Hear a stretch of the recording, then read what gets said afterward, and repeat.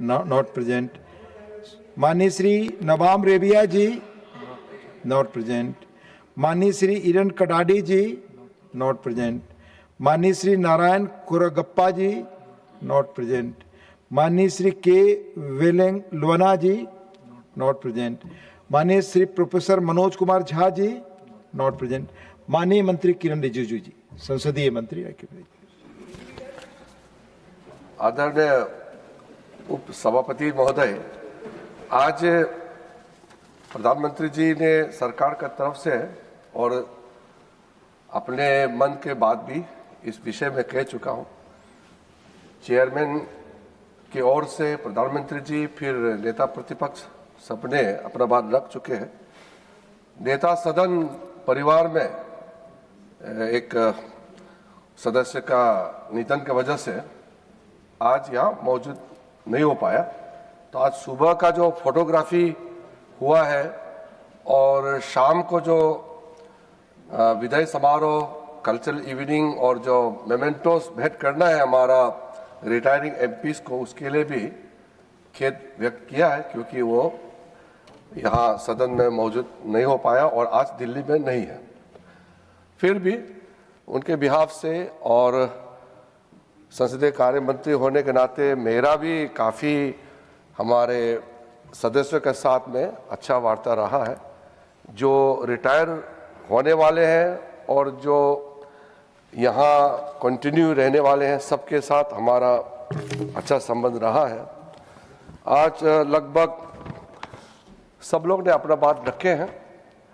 Total 59 members retirement होने हैं, उसमें 36 एमपीज अप्रैल महीने में रिटायरमेंट होंगे और 22 एमपीज जून में और 1 एमपी जुलाई में रिटायरमेंट होंगे और एक सदस्य 16 तारीख को रिटायरमेंट हो गई और 9 लोग फिर से चुन के आने का मुझे खबर मिला है। और आज सबने अपना बात रखते समय काफ़ी इमोशनली और बहुत दिल के बातों को भी रखा है। मैं तो सिर्फ शुभेच्छा देने के लिए खड़ा हूँ, अलग से मुझे बोलने का कोई आवश्यकता नहीं है, लेकिन फिर भी एक लाइन मैं कह करके 2 बातें मैं कहूँगा। फिर शाम को हम लोग मिलना है कल्चर प्रोग्राम में। मैं जो विदाई करने का जो मेरा तरीका है वो यही है जो मैं शब्दों में कहना चाहता हूँ। रुखसत हुआ तो आंख मिलाकर नहीं गया, वो क्यों गया है ये भी बताकर नहीं गया, बस एक लकीर खींच गया दरमिया में, पर दीवार रास्ते में बनाकर नहीं गया। इसका मतलब हम लोगों के बीच में कोई दीवार नहीं है, हम मिलते रहेंगे एक दूसरे से। जीवन में हम लोग को अलग अलग तरीके से काम करते समय कहीं न कहीं एक साथ काम करने का मौका तो मिलेंगे। मैं सिर्फ इतना कहना चाहता हूँ कि कई सालों से मैं मंत्री के रूप में और सदस्य के रूप में भी लोकसभा में और यहाँ भी आपके बीच में काम करने का मौका मिला। बहुत अच्छा एक्सपीरियंस रहा। आज भी हमने देखा है कई एमपीज अपना कहने का अंदाज अलग अलग है, अपने स्टाइल से अपने तरीके से बात रखते हैं। गर्मा गर्म बहस भी होता है, एक दूसरे से हम लोग सहमत भी नहीं होते हैं, खास करके पक्ष और विपक्ष में तो लगभग सहमत नहीं होते हैं। कभी कभी किसी मुद्दे पर सहमत होते हैं, लेकिन ज़्यादा समय तो हम अलग मत के रहते हैं। लेकिन जब रिटायरमेंट होते हैं तो लगभग एक ही मत होते हैं। और कहने के लिए तो हमेशा ये हम सब मानते हैं कि रिटायरमेंट होने के बाद याद भी बहुत आता है, बिछड़ जाने के बाद एक दूसरे का याद ज़्यादा आता है, सामने में तो नोक झोंक होते रहते हैं। तो इसलिए जो रिटायरमेंट होने के बाद भी कुछ एमपीज ने एक्स एमपीज के बारे में कहा, या जो रिटायर होने के बाद एक्स एमपी हो जाएंगे, तो एक्स एमपी होने के बाद जब पार्लियामेंट में फिर आएंगे या कुछ काम के लिए अपने कोई एडमिनिस्ट्रेटिव काम अपने पेंशन का विषय हो सकता है या कोई सुविधा का या हेल्थ सर्विस का। तो हम इतना तो हम आश्वासन देना चाहते हैं कि सरकार की ओर से पार्लियामेंट का जो सेक्रेटरीट है तालमेल करके हम व्यवस्था करेंगे कि एक्स एमपीज को कठिनाई का सामना करना ना पड़े, इसका व्यवस्था हम जरूर करेंगे।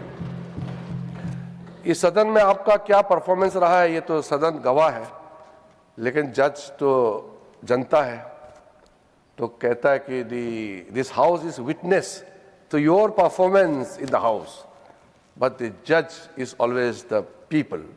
So that is the spirit of democracy in which we function. We come here with the will and wish of the people of this country. जब मैं भी काफ़ी युवा अवस्था में मेंबर बने तो हम लोग सुबह सुबह दौड़ते थे नोटिस देने के लिए और अपना भाषण का कॉपी पढ़ने के लिए। तो देखते देखते इतना ट्रांसफॉर्मेशन हुए हैं। आज कुछ मेंबर ने इसका जिक्र भी किया कि आजकल तो भाषण देते ही कुछ चंद बाद आपका स्पीच जो है टेलीविजन में आ जाते हैं, सोशल मीडिया में आ जाते हैं। ऐसा दौर हमारे आंखों का सामने में हमने देखा है। पहले तो हमारा स्पीच को कॉपी 2 दिन बाद मिलते थे और तभी हम जाकर के हमने क्या कहा था देखने को मिलते थे। तो काफ़ी ट्रांसफॉर्मेशन हुए हैं। तो आज हमारा ऑनरेबल डिप्टी चेयरमैन का रोल को भी मैंने निभाया है, क्योंकि रिटायरमेंट का जो सारा मीटिंग व्यवस्था उसका कन्वेनर होते हैं honourable deputy chairman of the house. क्योंकि डिप्टी चेयरमैन खुद रिटायर हो रहे हैं तो वो जिम्मेदारी मेरे ऊपर आए। फिर मैंने अपने सदस्यों के साथ बातचीत करके ये जो इंटायर रिटायरमेंट जो हो रहा है उसका प्रोसेस का मुझे देखने का सौभाग्य प्राप्त हुआ। वो तो सर आपका था। नहीं आपका। आपने आज बहुत अच्छा से अपने जो फेयरवेल स्पीच है उसमें बहुत अच्छी तरह से आपने वर्णन किया व्यापक रूप से। आदरणीय प्रधानमंत्री जी के बाद, आदरणीय नेता प्रतिपक्ष के बाद आपका सुन करके बहुत अच्छा लगा। और आपका कुछ बातें तो ऐसा है, मैं अभी वर्णन नहीं कर रहा हूँ, लेकिन मैंने याद किया हुआ है। आपने बहुत अच्छा सजेशन भी देखी गया हुआ है। कभी कभी कई एक्सपीरियंस लोग यहाँ होते हैं, लेकिन हर दिन कुछ ना कुछ नया होता है। और सबको, जैसे मल्लिकार्जुन खड़गे जी ने भी कहा, हर स्टेप पे हम लोग सीखता है। तो मैं कई उदाहरण है, लेकिन मैं एक उदाहरण देना चाहता हूँ कि अर्ली 50s में जब हाउस में गर्मा गर्म बहस हो रहे थे तो लोकसभा राज्यसभा का हम लोग ने कुछ, मैं पार्लियामेंट्री अफेयर्स मंत्री बनने के बाद कोशिश किया कि शुरुआत कैसे हुई। कभी कभी बहुत सालों तक तो अनदेखा कर देता है, कोई छोटा सा चीज होगा तो एक वंदे मातरम का चर्चा आए पिछले जो हमारा विंटर सेशन में। तो मुझे अपने सेक्रेटरीट के लोग, मेरे मंत्रालय के लोग आके बोले कि सर एक नोटिस राज्यसभा में एक बुलेटिन जारी किया है। तो बुलेटिन में क्या कहा गया है? तो बोला कि वंदे मातरम नहीं बोल सकते हैं, ऐसा बुलेटिन जारी किया।